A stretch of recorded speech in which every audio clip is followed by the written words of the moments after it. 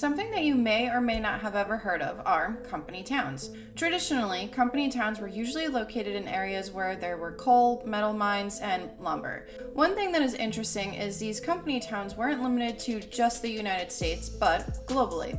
Not only that, but company towns have existed for a lot longer than the company towns we'll go over today.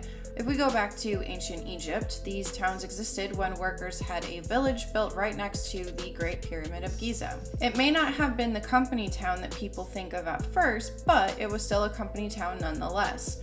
Company towns still exist today, but are these towns unethical? Are they cults? Or are they maybe walking a fine line? That's what we'll be going over in today's video. Disclaimer: everything stated in this video is based on my research. All of my sources will be linked in the description box below. My opinions will be added in as well.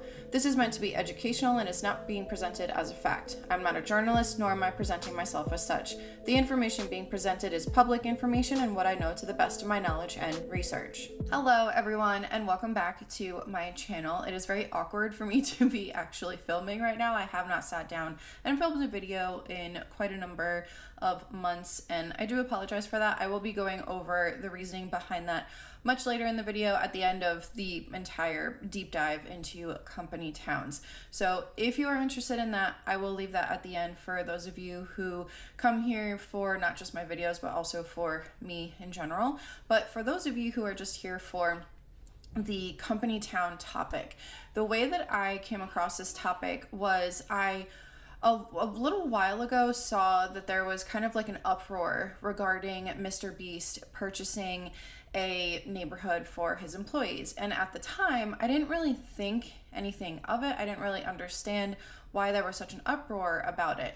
But then when the situation with the Illuminati, Blair, if you guys don't know about all of that was going on, I will leave a few videos, Cruel World, Happy Minds of Madison's video, and Swoop's video. I think that the both of them did a really great job kind of diving into all of that, because there are quite a number of really problematic things, and it's not something that I'm going to be discussing on this channel. But if you are curious, I will leave that linked below. But with everyone talking about the Illuminati or Blair, company towns were brought up because of a certain situation that was spoken about allegedly. And that's when I started to kind of go down a rabbit hole and learn more about these company towns. I found it so fascinating that I wanted to make an entire video about it.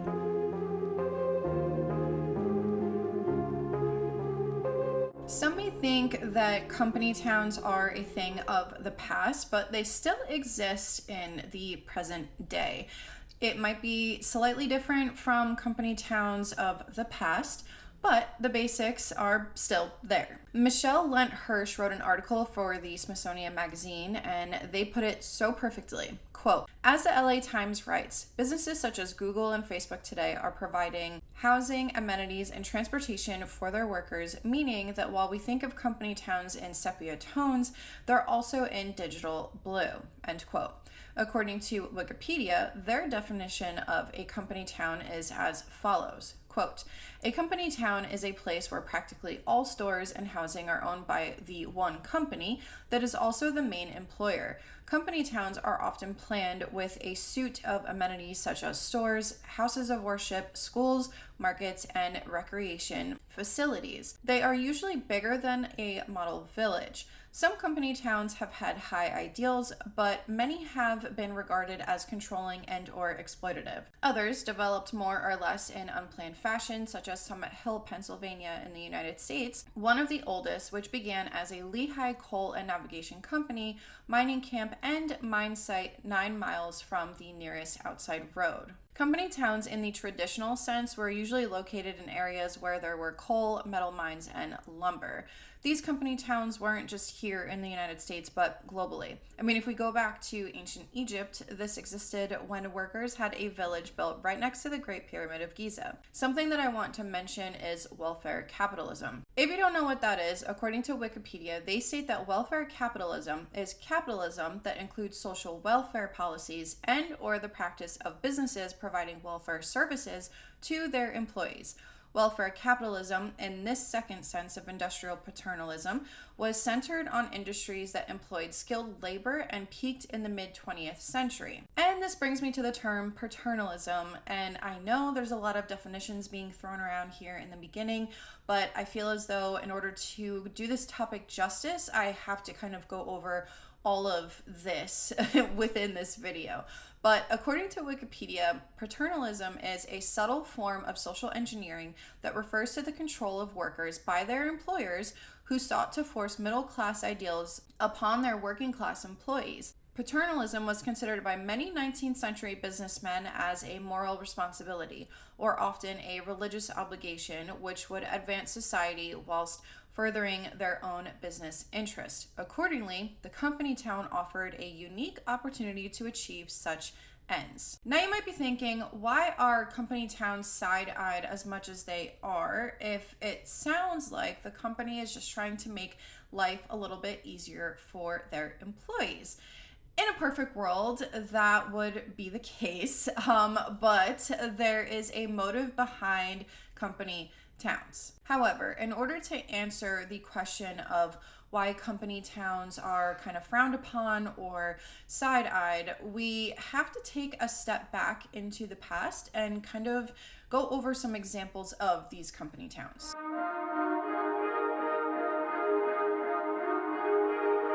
Company towns may seem like it's a great idea to some, and some of these towns kind of portray their founders or the people who own the company as capitalists with a conscience. An example that was used in one source was George Cadbury's Burnville. Yes, as in Cadbury and the Cadbury eggs that some of you watching this, if not the majority of you, know of and maybe even like to eat. However, even his company town could be looked at as a way to attract and retain workers. In other words, having an ulterior motive. While the conditions may have been better than other towns, this was still just a ploy, in my opinion, of course. Within these company towns, they also have for-profit shops, which are owned by the company, making the company even more money because they know their employees will be shopping there. This kind of reminds me of multi-level marketing companies, which I usually cover on this channel. They offer their MLM reps incentives, bonuses, car bonuses, etc. if you meet their quotas, while also, more times than not, having a requirement of purchasing a product or having an auto ship. Some MLM companies offer a multitude of products such as Amway, the dinosaur of multi-level marketing, or, for example, Arbonne. Because they have a variety of products, they are allegedly, in my opinion, encouraged to switch over to the MLM company's products instead of maybe using one product by that company and continuing to use products from other companies. In addition, most of the reps talk about being a product of the product, so they have to purchase from that MLM company, which in turn creates the MLM's best customer, their own 1099 contracted employees. Anyway, let me end that rant because I could definitely keep going with that. But these company towns usually fail because, according to one source, quote, company towns sometimes failed politically due to a lack of elected officials and municipally owned services. Accordingly, workers often had no say in local affairs and therefore felt dictated to. Ultimately, this political climate caused resentment amongst workers and resulted in many residents eventually losing long-term affection for the towns. Such was the case at Pullman, end quote.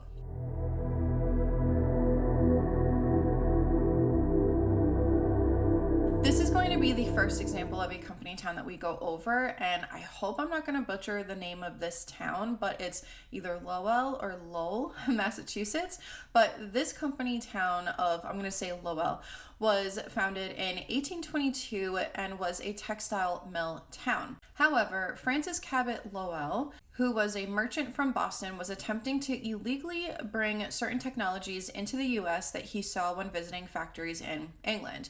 His ideas, as one of the sources said in the Smithsonian, quote, helped lay the groundwork for new textile production in Massachusetts, where in the 1820s, a few years after Lowell's death, a small group of capitalists founded Lowell, what Green calls America's first large-scale planned industrial community, end quote.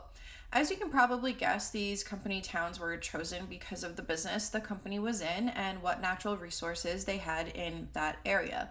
For example, in Lowell, they were next to a waterfall, which would power the looms. All of this doesn't sound so bad, right? Well, that's until this next part. The people that were being recruited for employment were young single women. Oh, it only gets worse. One source stated, quote, once at Lowell, they lived in boarding houses and were required to attend church and lead a moral life. Factory bells woke the women up at 4:30 in the morning, and within 20 minutes they had to be at the mill.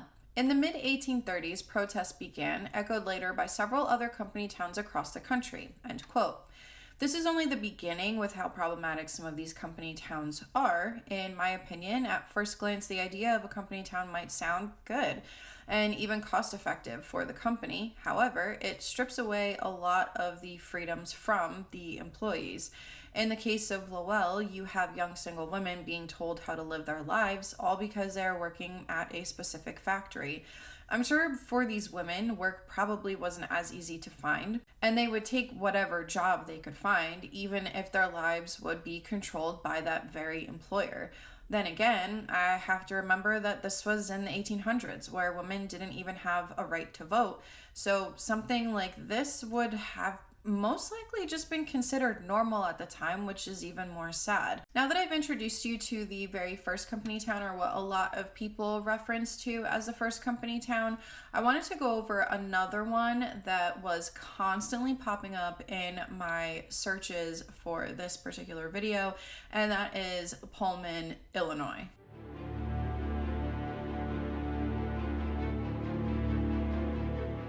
What if I told you that there was a company town that ended up being so bad that the owner wanted his coffin to be buried within layers of concrete and steel so that no one would desecrate his body? That brings me to Pullman, Illinois, which, as History.com put it, was an ambitious social experiment that failed. One source stated, quote, although economically successful, company towns sometimes failed politically due to lack of elected officials and municipally owned services. Accordingly, workers often had no say in local affairs and therefore felt dictated. Ultimately, this political climate caused resentment amongst workers and resulted in many residents eventually losing long-term affection for their towns. Such was the case at Pullman, Chicago, end quote. So you might be thinking, okay, but Monica, what actually happened in Pullman in order to be such a well-known failure? Well, let's go over Pullman from the very beginning. George M. Pullman founded the town of Pullman. Pullman Palace Car Company was well known for their sleeper and luxury rail cars. It just so happened that one of those locations that manufactured these cars was in Pullman, Illinois. Originally, the town was built with the intentions of being a great place for workers of Pullman Palace Car Company to live. They were supposed to have parks and even a library, which sounds great, right? Well, actually, no. You see, in 1893, there were wage cuts at Pullman Palace Car Company, and it was an average of up to 25% in cuts. This was due to the economic depression that began in 1893. However, there weren't just these wage cuts. This resulted in employees and their families facing starvation. Not to mention, these people were working 16-hour days. 16 hours a day. George Pullman wouldn't lower rent for the company townhomes, which were horrible, by the way. According to one source, they stated, quote, from the outside, Pullman appeared to be a model town, and guided tours were given to impress outsiders. The town, however, was not a model. The homes on the outskirts of town were shabbily built, some without any kind of plumbing. The rent for these houses was about 25% higher than normal for the area. In addition, in order to work for Pullman, one had to live in his houses, end quote. As you can imagine, this upset Pullman employees, and in my opinion, it should upset them. This is highly unethical, and I know that if I also say it's unfair, there will be people who say, well, life is unfair. And while that is true, two things can also be true at the same time. If there are wage cuts, how did George Pullman expect his employees to also be able to keep up with rent? He knew how much they were making and how much rent was. On May 7th, the townspeople decided to band together and form a committee to have at least their rent lowered. Well, George Pullman refused, and in addition to refusing this request, 3 of these committee members were even terminated. Of course, George would just make things worse for himself and his company. the workers declared a strike on May 10th, 1894, when they walked out of work, and on May 11th, 1894, the Pullman plant closed. I don't think George Pullman could fully prepare himself for what would ensue over the span of the next few months of this strike. I also don't think that the original committee of laborers expected it to get to the point where the president at the time, Grover Cleveland, would get involved and order federal troops to get the situation under control by all means necessary. Due to the president getting involved, the Pullman strike of 1894, which eventually would involve over 150,000 people within 27 states and territories, will forever go down in history. The strike snowballed, but about 35% of Pullman employees were part of the American Railway Union, and the ARU would also have a successful strike against the Great Northern Railway Company in April of 1894. I'll leave a great source below if you want to learn more about this strike, because there is a lot of information, but I'm going to give a very brief overview. To start off, during the time of the strike, 35% of the employees at Pullman's were actually represented by the American Railway Union, or otherwise known as ARU, and that's what I'm going to be calling it for the rest of this portion of the video, because try saying American Railway Union over and over again. But anyway, while the ARU wasn't in the decision-making process of starting the strike, Pullman employees were hoping that the ARU would take their side. When the strike first started, a lot of people empathized with the Pullman employees and the situation. After Eugene V. Debs, who was president of the ARU at the time, tried to find ways to boycott and back up the Pullman employees, on June 27th, his predictions would become a reality. According to one source, quote, 5,000 workers left their jobs and 15 railroads were tied up. By the next day, 40,000 had walked off and rail traffic was snarled on all lines west of Chicago. On the third day, the number of strikers had climbed to 100,000 and at least 20 lines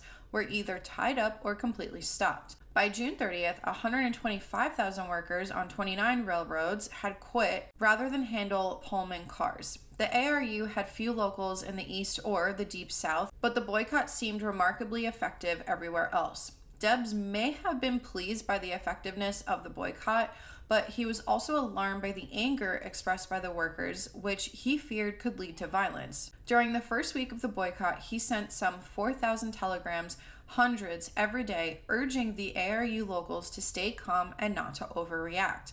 On June 29th, Debs spoke at a large and peaceful gathering in Blue Island, Illinois, to gather support from fellow railroad workers. After he left, however, groups within the crowd became enraged, set fire to nearby buildings, and derailed a locomotive. Unfortunately for the strikers, the locomotive was attached to a U.S. mail train. That greatly upset President Grover Cleveland, in that the strike had now prevented the federal government from exercising one of its most important responsibilities. End quote. After a federal injunction was issued, President Cleveland ordered troops into Chicago on July 3rd. This would make matters so much worse. The Pullman employees pretty much lost it. On July 4th, they, along with supporters of the strike, started overturning rail cars, created barricades, and by July 6th, hundreds of rail cars were destroyed. The following day, the National Guard opened fire after one source stated that they were assaulted first. They killed between 4 to 30 people and wounded many others, which I think this could have been handled without killing and injuring so many. Maybe I'm naive in thinking so, but eventually trains started moving again and strikers started walking away from the strike. On July 20th, the troops were called off. On August 2nd, the Pullman Company reopened and agreed to rehire the employees who went on strike as long as they signed paperwork stating that they'd never join a union. One source states, quote, by the time it ended, the ordeal had cost the railroads millions of dollars in lost revenue and in looted and damaged property, and the strikers had lost more than $1 million in wages. The Pullman workers had also lost the sympathy of the public. The sheer size and ferocity of the disturbances, in which as many as 250,000 workers in 27 states had gone on strike, halted rail traffic, or rioted, inspired anxiety among many people. Harper's Weekly magazine declared that the nation was fighting for its own existence just as truly as in suppressing the Great Rebellion. Farmers worried about getting their crops to market, and many others were concerned about the mail or about what the strike would do to the price and availability of goods. Congress supported Cleveland's use of troops, and the mainstream press in Chicago, and elsewhere turned against Debs, the union, and labor in general, end quote. I think it's safe to say that George Pullman probably didn't expect all of this. I know that I wouldn't have, but that's what happens when you have support from people. Before the strike dwindled out, the deaths and injuries were completely unnecessary. And I know that I already said it, that I might be naive in thinking so, but I think when the troops were brought in, they had one task, and that was shutting this down, and most likely with whatever means necessary. That's obviously my opinion and alleged. Well, on October 19th, 1897, just a few years later, George Pullman died of a heart attack in Chicago, Illinois. George was 66 years old at the time of his death, and while he was buried in Graceland Cemetery, it was a little different than a usual burial. Pullman's family was worried that some of his employees, or just people who weren't fans of him in general, would try to dig up his body. His family arranged for his remains to be put in a lead-lined coffin and then sealed in concrete. Not only did they do this, but at the base of the walls of the pit in the family plot that he would be buried, they had another 18 inches of reinforced concrete. Once his coffin was lowered, they then went even a step further and covered it with asphalt and tar paper, in addition to pouring more concrete on top with a layer of steel rails bolted together with another layer of concrete. Y'all, you cannot make this stuff up. This is just mind-blowing. For his family to arrange a burial like this, I mean, I'm not sure if it was in his will or anything like that, but if it was in his, even if it was in his will, this is just shocking. And I can definitely understand, whether it be George Pullman or his family, I can definitely understand them being worried, and that's why they put him in a concrete block, along with going the extra mile with everything else. I know he wasn't a well-liked man, but that is definitely a lot. Anyway, let's move on to a town that y'all have probably heard of, and that is Hershey, Pennsylvania.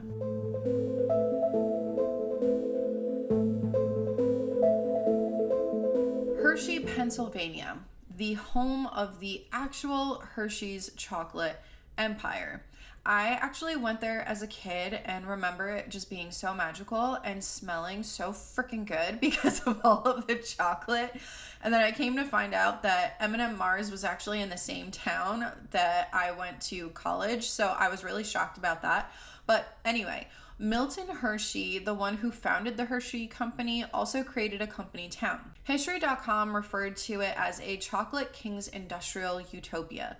Just a little backstory on Milton Hershey. He sold his caramel candy business in 1900 in order to become a pioneer in the mass production of chocolate. This led him to build a factory near where he was born in Pennsylvania because the area had dairy farms and they had a great supply of milk. Thus, the empire started to grow. With Hershey's factory being out in the middle of nowhere, Milton decided that he wanted to create a town for his employees. He really wanted this to be a utopia of sorts. Streets were named Chocolate and Cocoa Avenues, and the company town had a lot of great-looking homes for an affordable price, and the employees could either rent or own these houses. This town also had other amenities such as a trolley system, public schools, social clubs, an amusement park, and a zoo. According to one source, quote, in 1909, Hershey, who was also childless and had a limited formal education, established a local boarding school for orphan boys. During the Great Depression, he launched a building campaign that kept hundreds of people employed and resulted in the addition of a large hotel, sports arena, and other public structures to his model town. Despite Hershey's altruism and his chocolate-scented communities' many amenities, life in the sweetest place on earth wasn't entirely sweet, end quote. Which unfortunately just doesn't surprise me. As we saw with Pullman, he started a company town so that his employees would be closer to their job. And in my opinion, I wonder if Pullman kind of took advantage of that and thought, well, if they don't have a long commute, then they'll just work longer hours because it won't be as bad when they go home. But then if we look at what happened and the strike that ended in fatalities, I mean, that just goes to show you it's a lot, I know. But in addition to that, what's also highly problematic is if we refer back to Lowell, Massachusetts, the employees were required to go to church, which maybe at the time didn't seem problematic or unethical, or even, I guess you could say, kind of like stepping over a boundary. But looking back at that in modern day, yeah, that's not something I would not want the company that I'm working for to dictate what I should and shouldn't believe, what religion or anything like that. I think that is definitely overstepping a boundary if we look back on it from modern times. However, as I have said so many times already in this video, I'm sure that was very common and normal for these company towns at the time. Going back to Hershey, you might be asking, well, what was so bad about Hershey? How could a place that smells of chocolate and seems like a decent place to work be that bad? Well, that's because his employees were never really able to do anything they wanted to after they punched out. Some managers were even accused of showing favoritism, especially when it came to wages or hiring practices, which still happens today in general. I'm not just saying that at Hershey because I don't know, but in general, this still happens, allegedly. I may or may not have seen this in almost every industry that I worked in. Very qualified people wouldn't get hired over an employee's reference, which was usually, for example, his frat brother or whatever the case may be. I actually had this happen to me when I worked in retail, but I could never prove it, so I could never really report it, especially because the higher-ups thought very highly of my manager, the one who was showing the favoritism, so there was really no way that I was going to be able to kind of prove that at that point. Anyway, that's not the point here. Due to this behavior at Hershey, in 1937, the factory workers decided to organize a union, and then once this was set up, they went on strike. The strike wasn't anywhere near the Pullman strike and didn't last as long.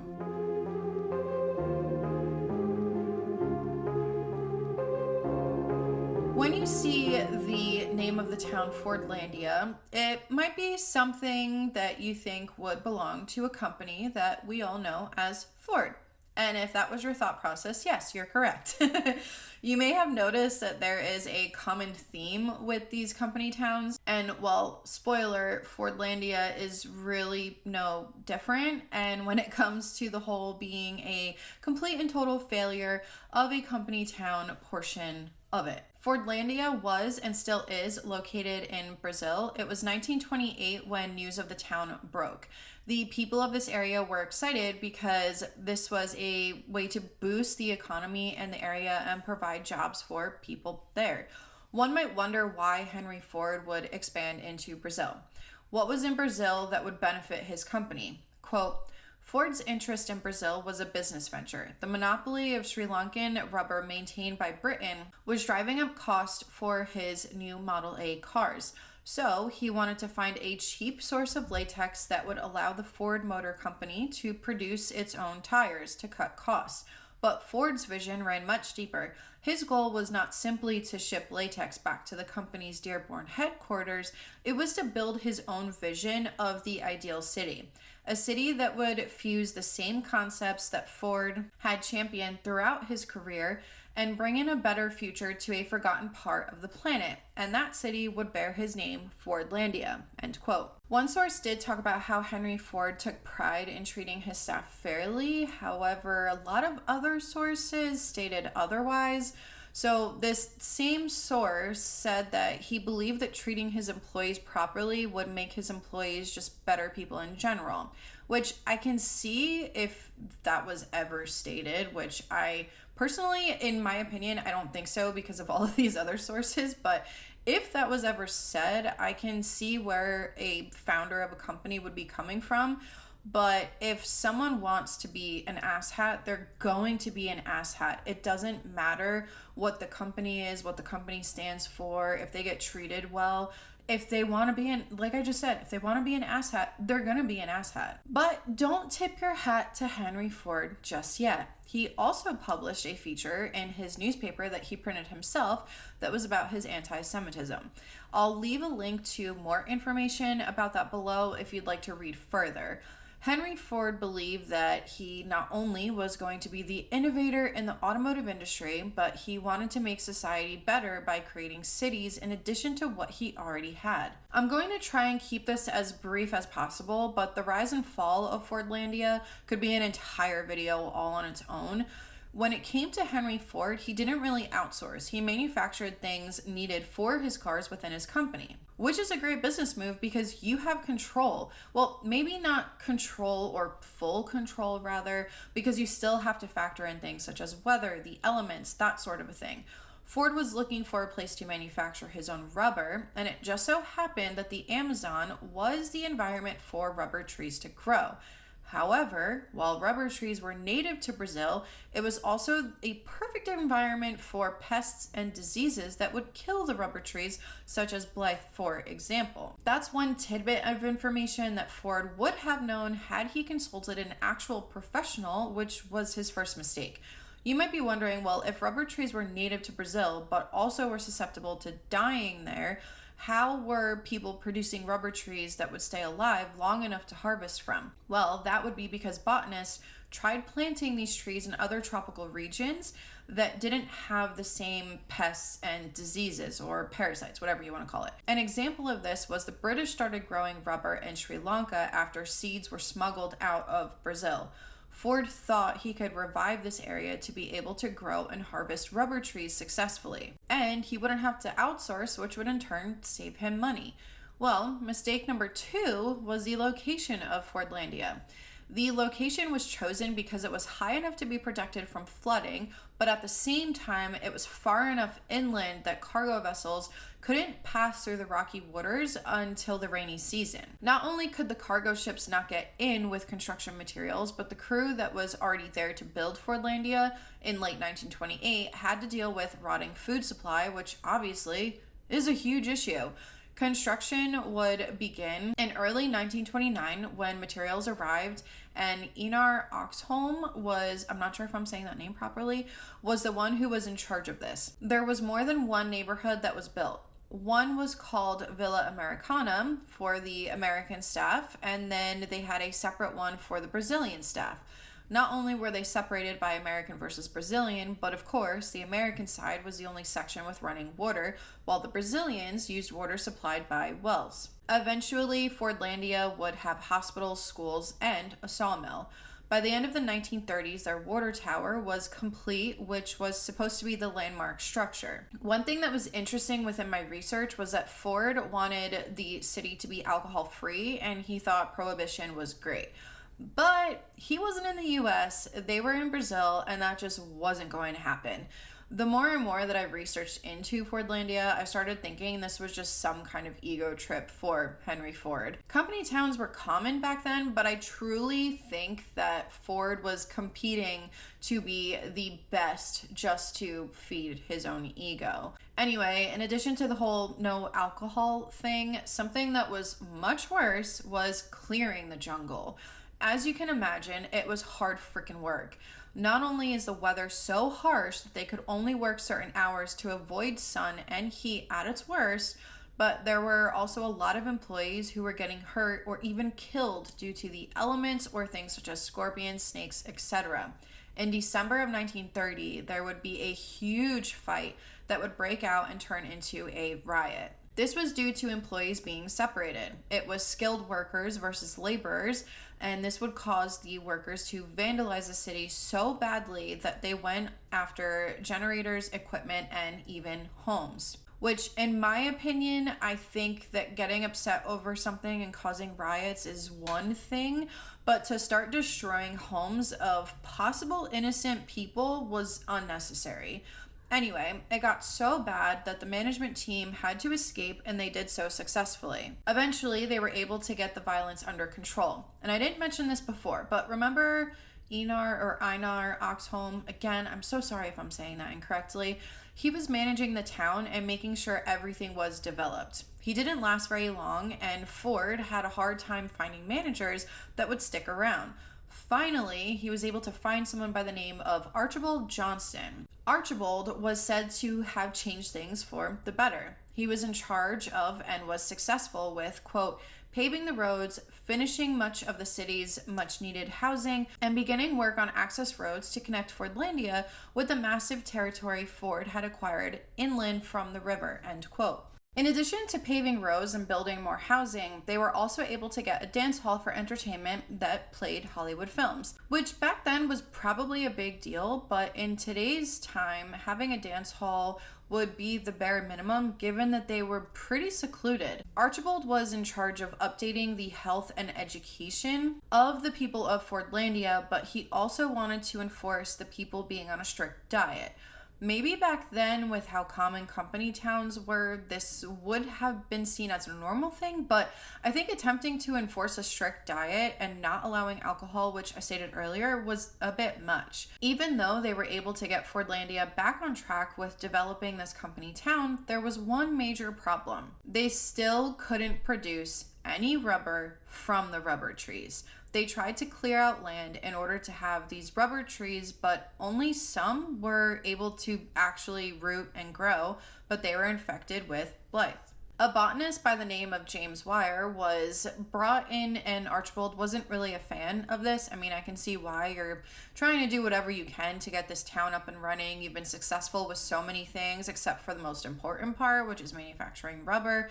And there were a lot of methods that were tested in order to get these rubber trees to grow and to be able to harvest, including trying to plant them in another town, Belterra, but still no luck. And the botanist left after a year without telling anyone that they wouldn't be coming back, which I'm sure made quite a number of people mad, or at the very least annoyed. After a decade of trying to get rubber trees to grow, the Second World War had started, and by the time the war ended, Henry Ford was sick. Henry Ford II would take over the company, and he was cutting costs, with Fordlandia being one of the first things on the list. Fordlandia would be sold back to Brazil for a small amount of what Henry Ford paid for it. This company town was no longer an actual company town, but some residents, about 90 of them, stayed in Fordlandia until the late 2000s. This was even with not having that great of medical help, since they could only come by boat. And if you remember from earlier, it was hard for that to happen unless they were in rainy season. Anyway, people were looking for places to live, and by 2017, there was a population of about 3,000 people. However, if we go back to the original residents and employees, they were most likely disappointed and just with the outcome of everything, especially those loved ones of workers who died trying to get these rubber trees to grow. There was so much hype and promise around Fordlandia, and there were just so many factors and mistakes made by Henry Ford that could have been avoided, but all of that promise was gone before it could really ever truly begin.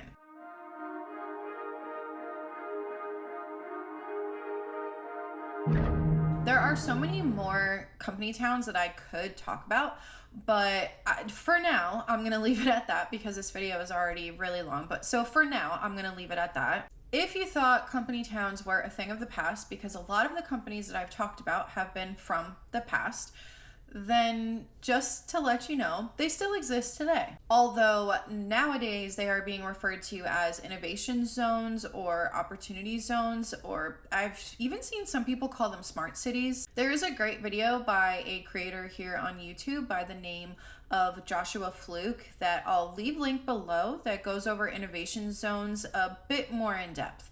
But in one article, they started off by talking about Disney's plans for a company town, and it says, quote, Disney's Orlando development is not the company's first foray into housing, nor are they the only ones partnering with national developers to build, rent, and manage housing developments built near their facilities.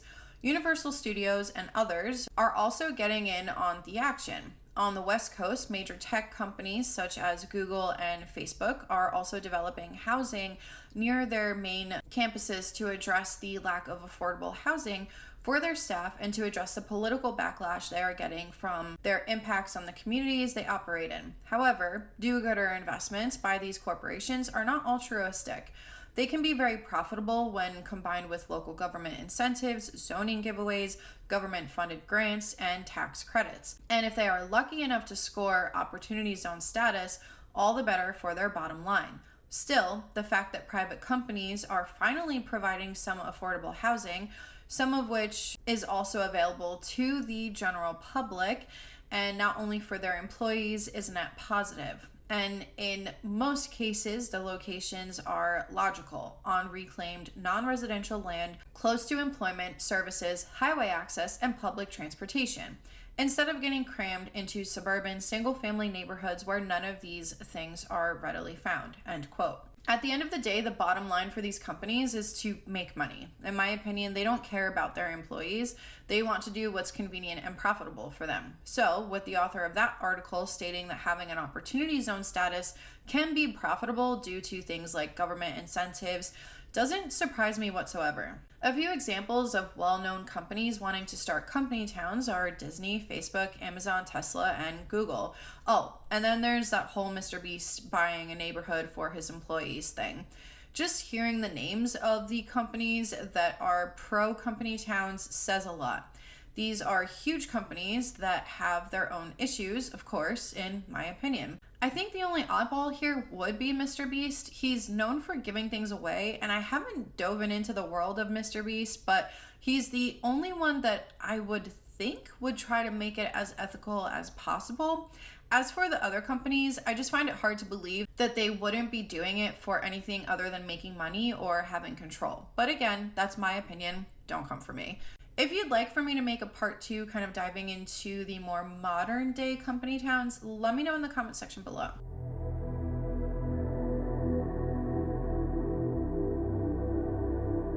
In my opinion, anything can really be a cult. Cults are no longer associated with just religion.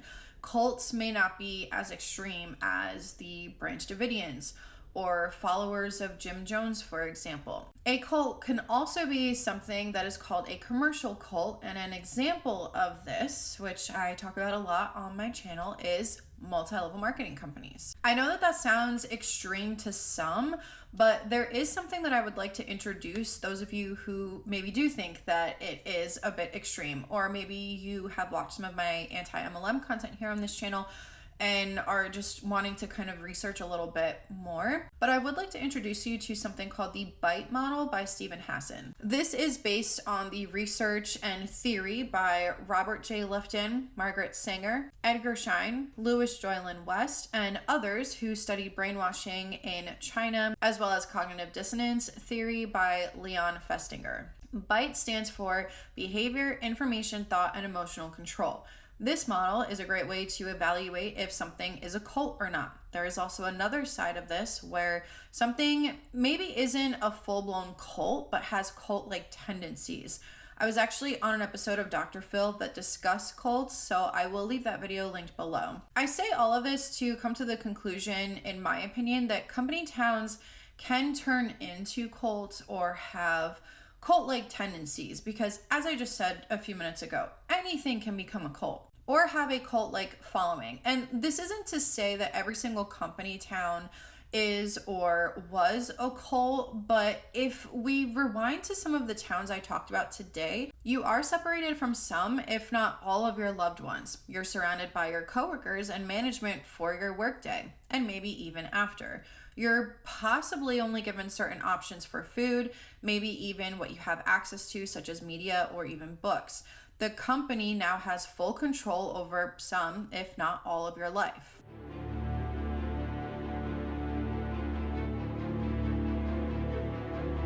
In modern days, we can look at company towns and side-eye quite a number of things, but can these towns be successful and ethical with the mistakes that have been made in the past? Anything is possible, but I do think for a lot of these people, the company town was a bit of an ego trip, and they eventually took it to a step or several steps too far. It would take a lot to create a successful and ethical company town nowadays. Some people might say, well, back then these company towns were the norm, and if they didn't like working there, they could just leave and find another job, which yes and no. Company towns were pretty normal, and of course, if you're being treated like shit or don't align with a company, you should leave. but sometimes you have to stick it out because you can't find something else, and something is better than nothing. I've been in that situation many times in the past, so yes, I could have left, and there was one time where I did just get up and leave and didn't have a job lined up, and it was just because my mental health couldn't take it anymore. If we look back in those days though, I'm sure it was harder to just get up and leave and find another job. If employees were free to do whatever they wanted after hours and not be required to go to church on Sundays or go on a special diet, amongst other things, maybe, just maybe, there could be a successful company town. But it's a big maybe. You guys let me know what you think in the comment section below, but that brings me to the second to last part of this video. And now I'm going to go over the reasoning behind my absence here on YouTube. So if that is all that you're here for, is just the company town portion, thank you so much for watching, and I'm going to get into that portion of the video. So some of you may have noticed that I haven't been on YouTube in quite a long time. I do just want to say thank you to those of you who stuck around, and I wanted to say thank you to my channel members and my patrons for being so incredibly patient for me while I kind of worked through some things and try to research and get more videos and everything, because I do prefer the more research videos. I'm not gonna lie, I felt a little burnt out and a little, not necessarily bored, because I do like creating content, but I guess it got to be a bit too repetitive with the reaction videos that I was doing. And so I just kind of, one of the first things was that I was just starting to get burnt out, and it was just becoming a little bit too much. And I'm sorry, I have kind of notes so that I don't really trail off here, because I could probably talk for a really long time. So that's why I keep going like this, because it keeps timing out for some reason. But so that was one thing. I was feeling burnt out, and it was kind of repetitive for me. But another thing was, if you follow me on social media, you may have seen me talk about this, but back a few months ago, for probably about a month, maybe a little bit more, one of my dogs, Lily, my puggle, my oldest, got really, really sick. She's okay now. I don't know if you can see her. If she's back there, I don't know if you could see her. Maybe. If not, I'll pop up a picture of her, my little potato. But so she was sick, and that kind of took priority over YouTube. Of course, in addition to my family, but Lily is family. Then after all of that was happening, and during all of that happening, my in-laws came into town. So of course I wanted to spend time with them because I love them. I love my family. So then another thing was, I was going to and from a surgeon for certain, I mean, I don't know if you can consider me still postpartum, but I mean, maybe. I don't really know how long of the timeline of postpartum is, but it's been like almost 2 years, and there are certain things that I'm still dealing with from giving birth. So I actually was approved for surgery. It's not going to happen. It's probably going to happen within the next few years, because it is something that can wait. But yeah, so I was going kind of back and forth between the surgeon and everything. So that was something else. And then I will say that my mental health kind of took a nosedive, because momming has been kind of hard over the past, I would say, month, because there are other things going on in my life that are a little more personal, and I want to kind of keep them private, because they include people who aren't public figures, who I haven't talked about. And because, I mean, you guys have heard me talk about my husband and stuff like that, so nothing to do with my husband. But there are other things going on that kind of, in addition to that, and the whole momming thing, and not having the village that people always talk about, and kind of feeling a little bit isolated when it comes to the whole being a mom thing. I took a little bit of time to kind of do some self-care and some, I guess you can say, like reflection or self-reflection, whatever, kind of getting rid of the things that are truly, they don't really matter in life anymore, and it's affecting my ability to be just a human being in general. So I know that that's very, very vague. I'm not going to go into full detail, because like I said, that is more of a private thing. So yeah, that was kind of a little bit of, I guess you could say, like a life update on where I've been the last few months. It's it's been a little rough, but I'm finally getting to a point where I think everything is starting to kind of fall back into place and kind of feel a little more not normal, because life is not normal for me. And I'm sure life is not normal for a lot of people. But yeah, things are starting to kind of fall back into place and life's starting to feel a little bit more normal. And I wanted to say thank you to those of you who have stuck around and have been waiting for me to put out a video. So that's going to be the end of this video. I can still ramble on and on, which is why I had a list of things that I wanted to talk about so that I didn't trail off and talk about other things, because y'all know that I like to just ramble. But that's going to be it. Thank you for watching, and thanks for, if you watched the life update and you watched up to here, thank you so much. And I don't know how often I'm going to be back. I am working on another deep dive video that is going to be a little bit interesting. Well, I think it's going to be interesting. I've been going down really weird rabbit holes lately. So make sure to stick around for that. Make sure to hit the subscribe button. And I will see you guys next time. This is Monica reporting to you live from a highway. Bye.